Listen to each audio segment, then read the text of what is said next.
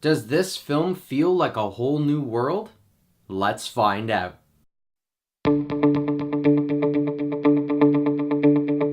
Hello Fanatics, I'm Dylan Phillips and this is the Film Fanatic Review bringing you Disney's Aladdin, starring Mena Massoud, Naomi Scott, and Will Smith. First we'll tell you what the movie is about and our initial thoughts. Then we'll move on to our spoiler-free likes and dislikes. We'll finish up with some spoiler-heavy thoughts on this film, and our final word. Aladdin follows the story of a kind-hearted street urchin and a power-hungry Grand Vizier who search for a magic lamp that has the power to make their deepest wishes come true. Overall, I surprisingly enjoyed this film.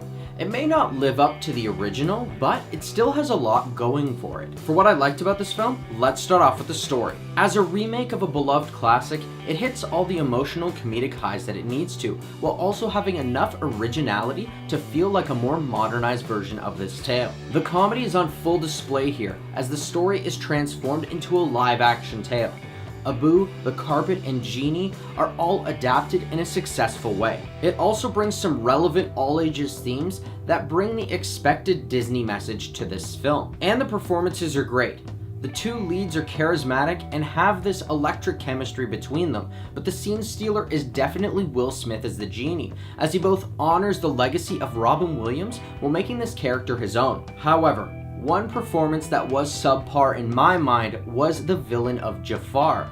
I found that he didn't have the presence or the charming atmosphere around him that we expect from a Disney villain. There were also some issues with the musical numbers throughout this film.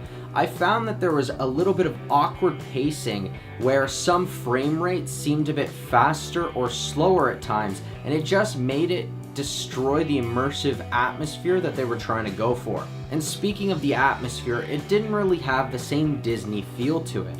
In a Disney story, live action or not, you're expected to have some sort of level of awe, amazement, and magic. And here, it just didn't feel like it hit any of those marks. And that's where I'll end our spoiler-free thoughts on this film. If you want to hear a final word or rating of this film, pause now and click the link in the description, because now, it's time for spoilers. No spoilers to talk about for this one, but the best scenes to me were the Friend Like Me musical number and really any scene with the Genie in it. So, with the thoughts heard, here's our final word. Aladdin is a fun live-action version of a beloved animated classic.